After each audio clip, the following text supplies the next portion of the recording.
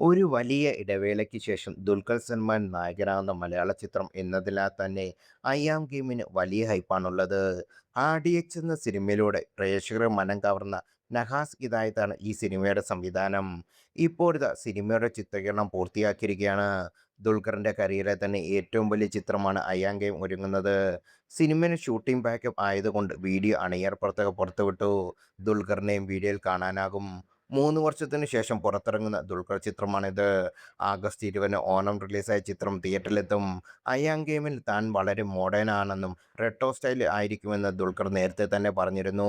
സജീർ ബാബ, ബിലാൽ മൊയ്തു, ഇസ്മയിൽ അബൂബക്കർ എന്നിവർ ചേർന്നാണ് അയാം ഗെയിമിൻ സിനിമയ്ക്കായി തിരക്കഥ ഒരുക്കുന്നത്.